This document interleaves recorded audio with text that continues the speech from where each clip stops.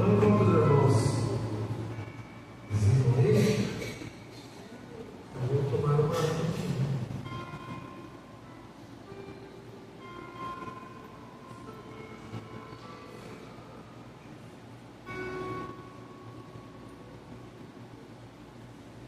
E agora você já pode pôr aí para mim na linguagem de hoje agora, depois na hora da ceia na corrigida, tá?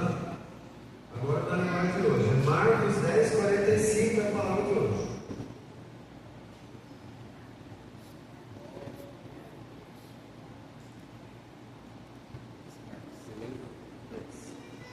Marcos 10, 45.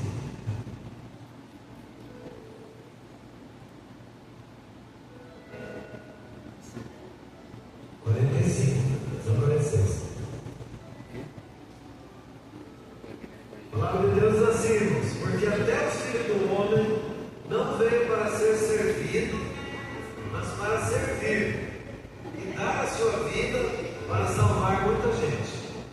Amém, irmãos? Fala assim: porque até o Filho do Homem, fala, o Filho do Homem é Jesus, ele não veio para ser servido, mas para servir e dar a sua vida para salvar muita gente. Fala assim: se Jesus é o Rei dos Reis, o Senhor dos Senhores, aquele que tem todo o poder no céu e na terra, veio para servir, fala assim: quanto mais eu. Amém, irmãos? Então a palavra de hoje é serviço. Você vê que no finalzinho do livro fala, né? Dando serviço, né? Todas as. O livro tem tudo aí, irmãos, tá? Então, irmãos, os discípulos, nessa passagem, os discípulos estavam discutindo, né? Quem que seria o maior no reino do céu? Quem que é o maior? Quem será o maior? Acho que é Pedro, né? Jesus deu a chave para ele. Não sei quem, não, acho que é João. Jesus, ele deita a cabeça no nome de João. Estava assim, Jesus escutou, né? E Jesus pegou e deu uma lição nele, irmãos. Jesus, ele simplesmente tirou a capa, pegou uma bacia e começou a lavar o pé de um por um. Aí quando chegou na vez do Pedro pegou e falou: de jeito nenhum o senhor vai lavar meu pé. Ele falou assim: se você não deixar eu lavar seu pé, você não tem parte comigo. Ele falou: então pode me lavar inteiro. Aí Jesus falou assim: não precisa lavar, só estão limpos, vou lavar só o pé. Entenda o que eu estou falando, Jesus falou. Se vocês me chamam de Rei, Senhor, e eu sendo Rei, Senhor, eu lavei os pés, vocês querem lavar os pés uns dos outros também. Amém, irmãos? Então, o serviço. Quem quer prosperar aí? Quem quer ficar bem rico? Pode botar a mão, quem quer? Você quer ficar bem rico? Para comprar tudo que você quiser.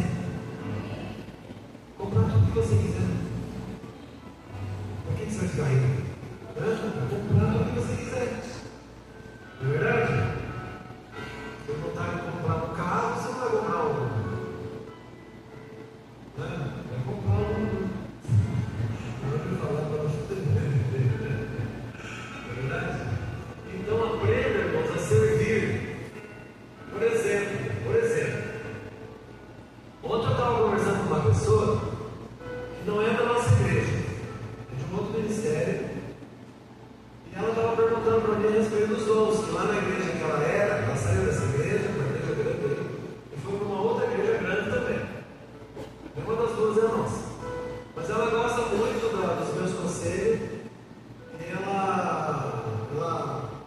pastora colocou ela no podcast, ela diz que aprende muito no podcast. E ela queria saber a respeito dos dons, porque lá na igreja que ela estava, ela aprendeu nada. Porque eu expliquei para ela que a igreja que ela estava era uma igreja continuista, mas tinha suas falhas. E a igreja que ela foi é uma igreja sensacionista, mas também tem as suas falhas. Porque toda igreja tem falha. A única que não tem falha é Jesus, amém? A nossa tem também, todo mundo. A nossa é continuista. O que é continuista? Continuista, nós cremos que os dons continuam existindo hoje. E as sensacionistas, tradicionais, elas acham que os dons existiram, mas só até a Bíblia ser escrita. E agora a Bíblia já está completa, não precisa mais. Só que a Bíblia não está completa, porque nós estamos escrevendo a continuação do livro de Atos dos Apóstolos. Você sabe disso? Eu já preguei sobre isso. O livro de Atos dos Apóstolos é um livro que não tem fim.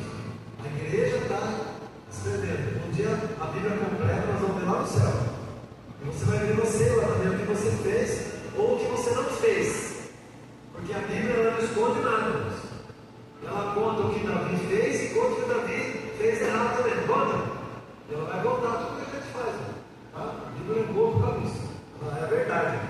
Conta os dois lados. Não conta só um lado. Aí eu estava explicando para sobre os dons espirituais, lá em 1 Coríntios 12, falar de sabedoria, falar de conhecimento, discernimento, fé, dom de cura, dom de maravilha, dom de profecia, de rima, de interpretação. São os dons que Deus derrama no culto de quarta-feira. Né? A gente cansado de saber, aqui na nossa igreja, pelo menos. Aí eu falei para os dons ministeriais que tem lá em Efésios 4, que Deus derrama só para quem ele vai usar no ministério. São 5: mestre, para ensinar. Por que a pessoa vai receber dom de mestre se ela não gosta de estudar? Ela vai ensinar o quê? A pessoa não gosta de estudar, ela vai ensinar o quê? Então Deus não vai dar o dom de mestre para ela. Tudo bem? O mestre não estuda. Ela vai ensinar o quê? Foi da cabeça dele? Não, você tem que saber para poder ensinar. Dom de pastor, para pastorear. O pastor, ele não é só carregar ovelhas, ele tem que manter a ovelha também. Ele sabe, mas o pastor ele tem que cuidar da ovelha. Evangelista, para evangelizar. Profeta, para profetizar. E apóstolo, para construir a igreja. Deus só vai dar esse dom para uma pessoa se a pessoa for útil.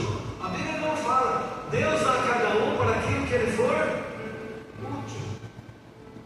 Então a pessoa quer receber os dons, quer receber o dom para quê, irmão? Você tem o dom? Ah, eu tenho dom. Ah, eu tenho dom. Para quê? Porque Deus vai cobrar de você depois. Amém, irmãos? Agora, todos nós podemos receber. O ministerial é só para quem vai exercer o ministério. Quem vai dirigir a igreja, no caso. O dom espiritual é só na hora do culto. Que acontece na quarta-feira, que os dons espirituais. Agora, os dons pessoais que está lá em Romanos 12, é para a gente usar todos os dias, aonde você estiver.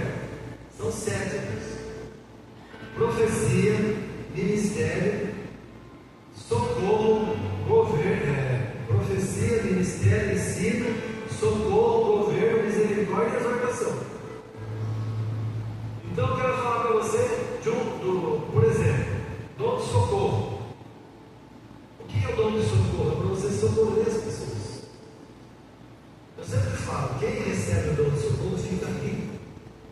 Eu perguntei, quer ficar rico? Para quê? Comprar tudo que você quiser, não é isso que você fica rico. Deus não é assim, irmãos.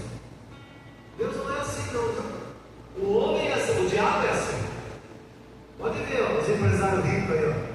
O dono desse banco master aí, ó. Roubou meio mundo, tem gente que morreu, teve um infarto, que perdeu tudo, que liquidaram o banco, quem tinha dinheiro lá perdeu tudo. E ele está lá numa boa lá, será que eu entrego? Será que eu não entrego? Você vê um canalha, irmãos. Se ele se arrepender, Deus é tão bom que ele não perdoa, sabia? Sabia? Deus é tão... O Alexandre de Moraes, se ele se arrepender, Deus perdoa ele. Mas ele é um assassino, o Paulo também era. O Paulo não era assassino? Ele matou Estevão, irmãos.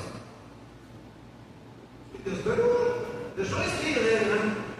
Ele prendendo esse desse. Mas perdoou. E ó, escreveu 14 livros da Bíblia aqui, 13 ou 14. Tá? Deus é bom, irmãos. É isso que é ser bom. Ser bom não é ser bobo, não. É só que Deus, irmãos, Ele não dá nada para ninguém à toa, só para a pessoa ficar passeando. Ele dá para você usar na obra, irmãos. Então, se o cara quiser ficar rico, ele vai ficar rico. Mas ele vai investir na obra. E vai ficar cada vez mais rico. Porque ele investir não vai fazer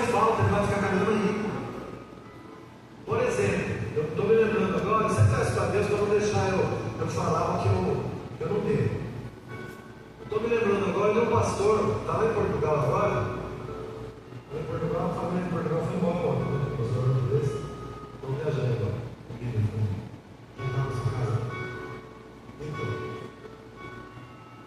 esse pastor pregou na nossa igreja quando era lá na Tanásio. Ele faz campanha, assim, né? E ele contou para mim que uma vez ele fez campanha na igreja de São Paulo, que era uma igreja top, irmãos. Sabe essa igreja top? Parece o palácio. A igreja lá era muito mais que isso. Diz que era uma igreja milionária, irmãos. Milionária, arrecadava milhões e milhões na igreja. Só tinha gente rica na igreja. Só tinha empresário na igreja. O diácono ali, que estava ali na porta, bem você é um diácono empresário, você está vendo? A igreja, mas lá, irmãos, os diáconos tinha diácono que era diretor de multinacional, irmãos. Ganhava milhões por mês. E estava lá, cara, dando bolsa, pegava a criança, pegava o copo d'água, ia lá, passava pano no chão. E o pastor, irmãos, ele não tinha nem o primário. Pastor da igreja. Um homem humilde. Mas muito usado por Deus. E Deus usa quem Ele quiser, né, irmão? Para Deus usar, a pessoa só precisa se humilhar. E no dia que ele estava pregando lá, o pastor pegou a palavra assim e falou: irmão, nós vamos trocar o piso da igreja. Isso foi em 2004, mais ou menos. Há mais de 20 anos, né? 22 anos atrás. Ele falou: tem que fazer um levantamento, só o piso que ele vai comprar aqui vai custar R$50 mil. Ele pregou. Eu fiz mais ou menos as contas aí, mas com a inflação que teve de lá para cá, já dá mais ou menos uns 200 mil agora. 50 mil ali, só para comprar o piso. Imagina para colocar. Isso aqui nós gastamos 25 mil para comprar e 80 para colocar. Imagine agora, né? Então o pastor já comentou, ele falou assim: olha, irmão, nós vamos fazer uma campanha, nós vamos ser mais fiéis de dízimo e tal, tudo tal. O pessoal comentou, terminou o culto. O pastor ligou para esse pastor aí e falou: nossa, pastor, eu preciso contar uma coisa para você. 10 minutos depois do culto, eu falei que apesar de 50 mil, tinha 250 mil na minha conta. Aí marcou na igreja. Cada um depositava 20 mil, 10 mil, 15 mil. Os empresários, conseguem. Entendeu? E ficavam cada vez mais ricos. O cara dava aquilo e não fazia falta dele. Entendeu? Porque o dinheiro é de Deus, irmão. Então essa é uma forma de servir. Mas que eu falei, se você quiser ficar rico, aprenda até a mão aberta. Aí Deus vai, a mão de Deus é maior que a nossa, né? Você dá para ele, ele dá para você também. Devolve, né? E assim tudo, irmãos.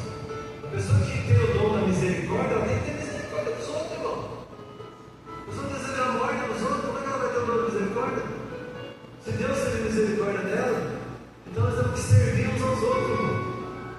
A pessoa que tem o dom da intercessão, que eu estou formando aqui agora da sexta-feira, que é o culto, né?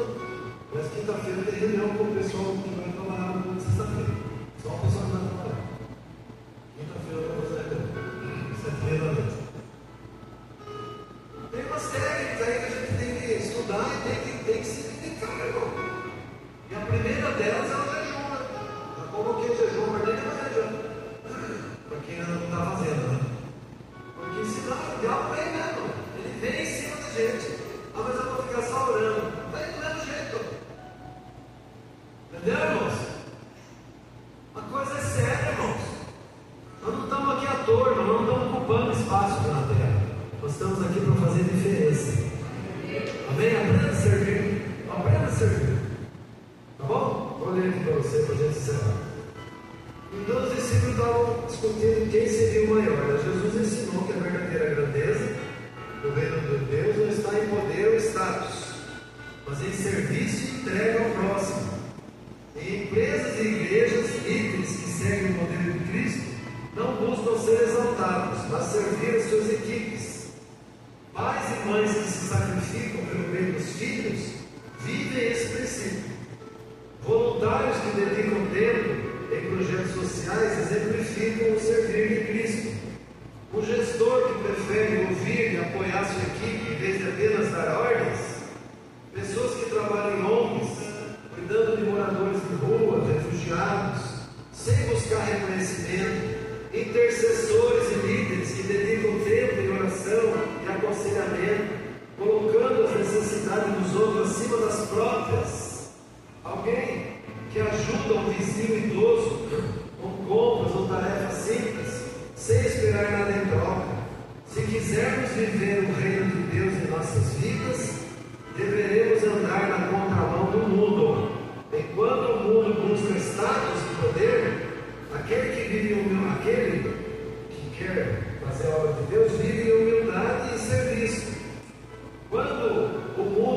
quer receber conhecimento, a gente vai andar em sacrifício silencioso. Quando o mundo prefere o individualismo, nós vamos nos entregar ao próximo. E quando o mundo está em competição o tempo todo, nós estamos em cooperação e amor. Marcos 10,45 nos lembra que a verdadeira grandeza está em servir e se doar pelos outros. Um princípio que continua revolucionário e necessário na nossa vida atual. Amém, irmãos? Então você quer ser grande? Seja pequeno. Amém? Quer ser abençoado? Sirva. Esqueça você. Deus falou para mim certa vez: faça a minha obra que eu faço a obra daquela pessoa que você ama. E é o que eu estou fazendo.